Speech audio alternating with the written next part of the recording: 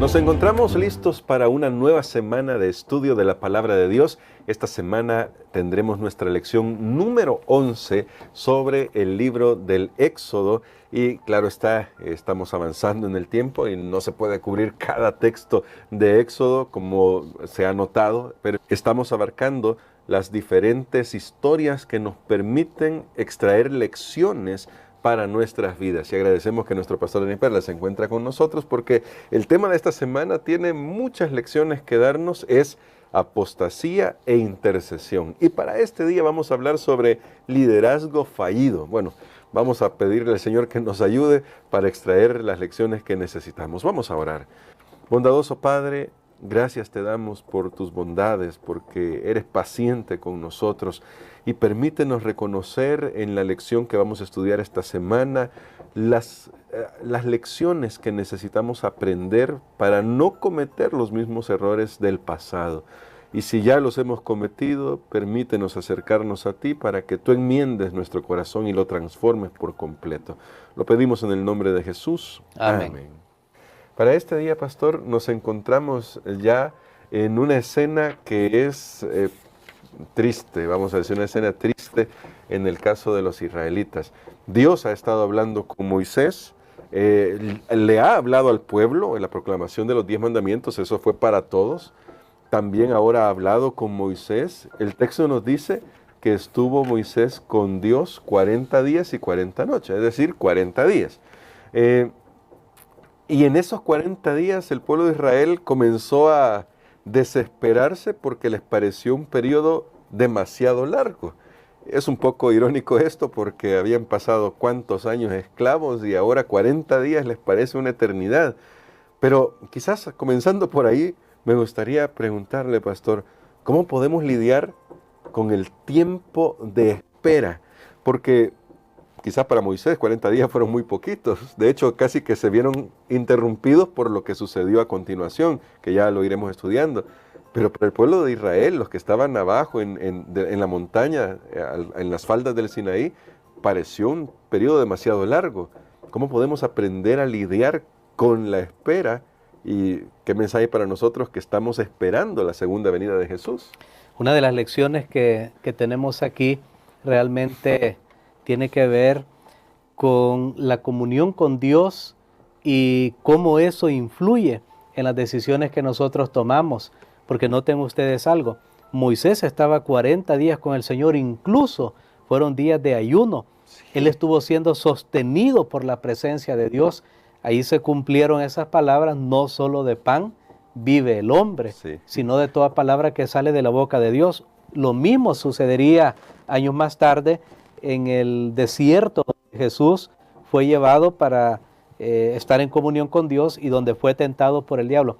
La comunión con Dios es lo que sustenta. Ahora, no estoy diciendo, porque tal vez esto es claro que lo entendamos en este momento, yo me voy a meter a 40 días de oración con Dios y no voy a comer nada, no voy a beber nada. Creo que esas personas recibieron una manifestación visible de Dios sobrenatural en sus vidas, tenía un propósito muy especial, pero por el contrario de eso que Moisés está experimentando con Dios, el pueblo de Israel está ahí al pie de la montaña esperando y esperando. Y ellos piensan que se ha hecho demasiado tiempo, les faltaba ese líder visible. Aquí lo que tenemos es, y recuerden ustedes que el pueblo había estado prácticamente viviendo mezclado en Egipto con todas las costumbres, con las personas, con todo lo que se hacía allí. Y aquí se va a manifestar que ese espíritu, que esa mentalidad, esa carnalidad no ha salido de ellos. Realmente está ahí latente y solo faltaba una excusa, una ocasión para que eso explotara. Y es lo que está sucediendo aquí en esta ocasión, que el pueblo, en vez de estar en comunión con Dios, en vez de ver a Dios, de prepararse para recibir revelaciones aún mayores de Dios, ellos se sienten solos, se sienten abandonados, se sienten sin ese líder visible, creen que tal vez a Moisés le ha pasado algo, comienzan a pensar de qué maneras ahora ellos pueden resolver la situación, y tristemente esto llevará a una terrible manifestación de idolatría. Y bueno, eso es terrible, ¿no? Porque creo que pensemos en cómo nos puede afectar a nosotros la espera. Pero me gustaría ir al texto, pastor, porque ahora vamos a ir a Éxodo capítulo 32, desde el versículo 1 hasta el versículo 6, que dice de la siguiente manera: Viendo el pueblo que Moisés tardaba en descender del monte, se acercaron entonces a Aarón y le dijeron: Levántate, haznos dioses que vayan delante de nosotros, porque a este Moisés, el varón que nos sacó de la tierra de Egipto, no sabemos qué le haya acontecido. Y Aarón les dijo: Apartad los zarcillos de oro que están en las orejas de vuestras mujeres, de vuestros hijos y de vuestras hijas, y traédmelos. Entonces todo el pueblo apartó los zarcillos de oro que tenían en sus orejas y los trajeron a Aarón. Y él los tomó de las manos de ellos y le dio forma con buril e hizo de ello un becerro de fundición. Entonces dijeron: Israel, estos son tus dioses que te sacaron de la tierra de Egipto. Y viendo esto, Aarón edificó un altar delante del becerro y pregonó a Aarón y dijo: Mañana será fiesta para Jehová. Y al día siguiente madrugaron y ofrecieron holocaustos y presentaron ofrendas de paz, y se sentó el pueblo a comer y a beber y se levantó a regocijarse. Hay varias cosas aquí, pero quizás la primera con la que uno debe comenzar es: ¿por qué Aarón no pudo mantenerse firme? Y en cambio lo vemos no solamente tan fácil ceder a la presión del grupo, sino hasta dirigiéndolos en este momento de idolatría y de apostasía. Bueno, sí, realmente es una historia por demás interesante, y ahora que Moisés está ausente del pueblo, quien quedaba ahí, digamos, al mando, el segundo, si lo podemos llamar de esa manera, que ostentaba el poder o la autoridad espiritual, religiosa, Aarón, él era el encargado de escuchar, de tratar con el pueblo mientras Moisés estaba en comunión con Dios, pero tristemente Aarón no fue firme. Aarón no se puso de pie en los preceptos que Dios ya había dado, porque recordemos que esto está sucediendo después de que Dios ha promulgado sus mandamientos, sí, después que Él ha dado estas instrucciones al pueblo, porque Moisés estaba estaba bajando, pero recuerden que aquí, aunque todavía, porque eso lo vamos a ver posteriormente, las tablas Moisés las traía con él después que sucedió esto, pero el pueblo ya había escuchado los mandamientos del Señor.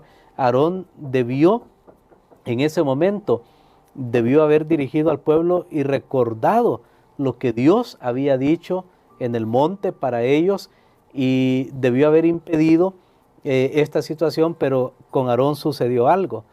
Él comenzó a hacer concesiones. De seguro las personas vieron una cierta disposición de él para escucharlos, para poder ayudarles en lo que ellos querían. Y entonces allí hay una debilidad. Y cuando Aarón ve que el pueblo todavía está presionando, él piensa en su mente, porque eso es lo que está queriéndonos dar a entender el texto. Aarón les dice: quita los zarcillos. O sea, les pidió algo costoso, algo caro. Y Aarón pensó: bueno, como ellos me están pidiendo que no hagamos dioses, voy a decirle: bueno, den ustedes la plata. ¿Cuánto están dispuestos? Pero den este monto, y les pone un precio alto, los zarcillos, todo lo que tienen ustedes, porque les dice específicamente de oro que están en vuestras orejas. Y Aarón pensó: ahí me van a decir: ah, no, Aarón, entonces mejor no, quedémonos así. Pero para sorpresa de Aarón, el pueblo estuvo dispuesto. Noten, entonces todo el pueblo se quitó los zarcillos. Ahora Aarón se había metido realmente en un gran problema, porque él nunca pensó que el no pararse firme desde el principio lo iba a llevar cada vez más adentro, porque no pensemos que Aarón un día se levantó y dijo: bueno, este día no queremos adorar a Dios. No, él estaba pensando en adorar a Dios, me imagino, pero no tenía realmente una firmeza de carácter, y aún que él quiso después como mediar, resolver la situación, hacer ahí componendas, el pueblo le salió más adelante, y entonces ya se hizo una marea de la cual Aarón no podía contener, que más adelante vemos que él mismo ahora es el que proclama fiesta, sí. Ya que el pueblo se había metido en esto. Ahora, hay algo bien interesante en esto, hermano Gerson, yo creo que debemos tomar en cuenta. ¿Quién en el pueblo era que estaba alentando este tipo de actividad? ¿Quién era que estaba más desesperado? Y ¿sabes? Yo me sorprendí con esto. Cuando nosotros nos damos cuenta, los que estaban más desesperados eran aquellos que se habían unido a los israelitas, eran egipcios que se habían unido a los israelitas, que ahora, desde que habían dejado Egipto y habían andado en esta jornada, ahora ellos tenían que depender de un Dios invisible, a alguien a quien no veían. Ellos estaban acostumbrados a las fiestas que se daban allí en Egipto. Ellos estaban acostumbrados, recordemos que los egipcios tenían cientos de dioses, cualquier cosa casi era un dios para ellos. Y entonces este grupo fue el que más rápido se desesperó, y este grupo fue el que comenzó a alentar a los demás. Lo que aquí vemos es que cuando alguien no está realmente convertido al Señor, no va a poder, en medio de las pruebas y las dificultades, a seguir los principios que Dios da, porque las cosas espirituales se disciernen espiritualmente. Recordemos que los egipcios tenían, lo hablamos con lo de las plagas, adoración tenían por ejemplo un buey, toro, Apis, que recibía adoración, Apis. También tenían a Thor, que era la diosa vaca. Ella era adorada como diosa de la maternidad, de la belleza, de la sensualidad, porque vamos a descubrir más adelante que esta fiesta al final es un desenfreno terrible, que lleva, no solo porque alguien podría pensar, Dios fue, como vamos a ver la reacción de Dios fue tan estricto, no, solo tenían ahí una imagen, pero es que eso lo llevaría a ellos a un tipo también de desenfreno moral. Todo esto realmente alentado por aquellos que no estaban verdaderamente convertidos. Yo sé que usted me hizo una pregunta de eso que tiene que ver con la espera. ¿Cómo reaccionamos nosotros? ¿Cómo reaccionamos nosotros? O sea que la espera de hecho tiene el propósito de revelar lo que hay en nosotros, si nuestra preparación realmente es condicional o es incondicional. Wow, sí. La espera tiene ese propósito. Además de eso, a mí me surge una pregunta: ¿cómo reaccionamos cuando no vemos a Dios? Entre comillas, en otras palabras, ¿cómo reaccionamos cuando Dios no nos hace un milagro? Cuando Dios no nos ayuda como queríamos. ¿A dónde nos tornamos? ¿A dónde nos volvemos? Porque esta gente, al no ver a Moisés, que les decía, sí, Dios me habló y me dijo, vaya, está bien Moisés, y tenían ahí como una comunicación bien constante, pero al faltar eso, ahora ellos se desesperaron y querían tener sus propias conclusiones, que para mí son sin sentido, porque le dicen, estos son los dioses que los sacaron de Egipto, cuando en ese momento lo estaban fabricando. Haciendo, o sea, ¿cómo pudo ese buey o ese becerro, como se le ha llamado, de oro, haberlo sacado de Egipto? Creo que son algunas lecciones que nosotros podemos aprender. Y de hecho el día de mañana vamos a abundar un poco más sobre eso y hacia dónde nos conduce finalmente la idolatría. Pero para terminar nuestra reflexión de hoy, pastor, ¿cómo podemos aprender a mantenernos firmes? Recuerdo mucho esa cita de la educación de Elena de White, que dice que el mundo necesita hoy hombres y mujeres que no se vendan ni se compren, que sean leales al deber como la brújula al polo. ¿Cómo se puede llegar a tener esto? Porque es fácil de alguna manera señalar al líder Moisés, pero yo siempre he pensado en alguna área de la vida, en algún círculo, somos líderes, tenemos influencia. ¿Cómo podemos aprender a mantenernos firmes sin, voy a usar esta palabra, sin con esto lastimar a otras personas, pero sí sosteniendo la verdad como debe ser sostenida? Hay dos reinos, el reino espiritual y el reino carnal, o sea, el bien y el mal. Y creo que el asunto es que En el liderazgo se demuestra también el líder tiene que saber en qué reino está él, cuáles son los principios de ese reino espiritual, cuál es el fruto del espíritu, cuáles son los frutos de la carne. Aquí lo que vemos simplemente es un triunfo de la carne sobre el espíritu. Lo que más adelante en el Nuevo Testamento el apóstol Pablo va a abordar tanto.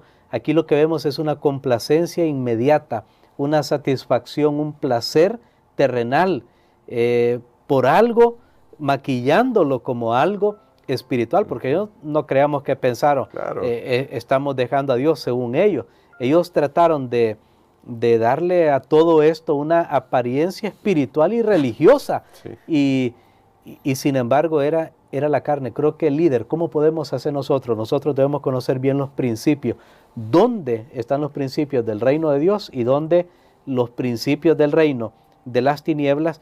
Porque cuando hacemos algo para nuestra propia satisfacción y para los deseos de la carne, aunque lo hagamos pensando que es para Dios, nosotros hemos errado, al igual como Aarón lo hizo, y que más adelante su ejemplo llegará a ser destructivo para otras personas. Por ejemplo, Jeroboam también, cuando se dividió el reino de Israel, él hizo 2 becerros, no uno, hizo 2, y él pronunció las mismas palabras que Aarón pronunció cuando sucedió todo esto, como hemos leído en Éxodo 32. Así que vemos que el ejemplo, tristemente, a pesar de que Dios tomó acciones en ese momento, el ejemplo quedó allí y se siguió repitiendo para la posteridad.